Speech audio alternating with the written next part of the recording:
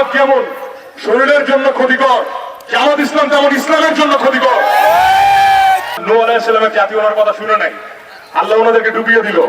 ফেরাউনের যারা সঙ্গী ছিল ওরা মুসা আলাইহিস সালামের সাথে সমুদ্র পার হওয়া নাই, আল্লাহ ওদেরকে ডুবিয়ে দিল। আমরা আল্লাহর কাছে নামাজে দোয়া করি আল্লাহ যেন আমাদেরকে ওদের মতো না করে। মুসা আলাইহিস সালাম আল্লাহর খলিফ ছিল, ওনাকে আল্লাহ একটা লাঠি দিয়েছিলেন। ফেরাউনের যত জাদু ছিল ওনার লাঠি কিন্তু সকল জাদুকে কি ধ্বংস করে দিল। মুসা আলাইহিস সালামের লাঠির শক্তি বেশি ছিল নাকি যারা চক্রান্ত করলো ওদের চক্রান্ত বেশি শক্তিশালী ছিল? মুসা আলাইহিস সালামের লাঠির শক্তি বেশি ছিল। নূহ আলাইহিস সালামকে যে আল্লাহ নৌকাটা দিয়েছেন, দুনিয়া কিন্তু ধ্বংস হয়ে গেছে কিন্তু নৌকা মানব জাতিকে পার করে দিয়েছে। আল্লাহর কুদরতি ক্ষমতা কিন্তু বেশি ছিল।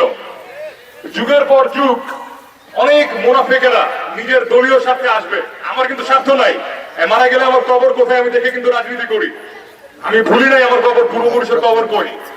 ওরা অনেক কিছু বলবে, ওরা বলবে যে বিচারের দিনের আল্লাহ মালিক না ওরা মালিক, ওরা আপনাকে জান্নাত দিবে ভোট করলে। সূরা ফাতিহা তো সকলে জানি, সূরা ফাতিহার থেকে আল্লাহর নিজের কথা, ওদের থেকে ওদের কথা কি দাম বেশি? আমরা মুসলমান জাতি, আমাদের রক্তের মধ্যে সূরাতুল ফাতিহা মিশে আছে। বিভ্রান্ত ওরা করবে, আমরা হব না।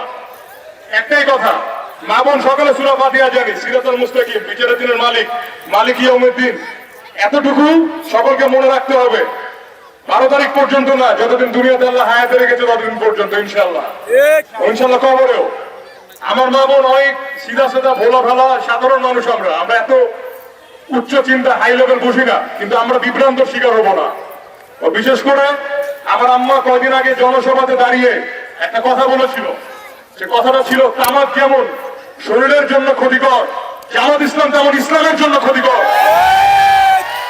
আল কায়দা ইসলামের জন্য ক্ষতিকর, আইসিস ইসলামের জন্য ক্ষতিকর, হামাস ইসলামের জন্য ক্ষতিকর। আজকে আন্তর্জাতিক বিশ্বে মুসলমানরা নির্যাতিত হচ্ছে, সকলে কিন্তু মুসলমানকে বুঝে মুসলমানকে সম্মান করে, কিন্তু আমাদের ভিতরে যখন ধর্মকে অপব্যবহার করে জঙ্গিবাদ সৃষ্টি হয় তখন কিন্তু ধর্মের কান্না, ধর্মের কথা মানুষের কানে যায় না। ওরা তখন ধর্মকে, যারা ক্রিমিনাল যারা, ওদের অপকর্মের সাথে মিশিয়ে ফেলে।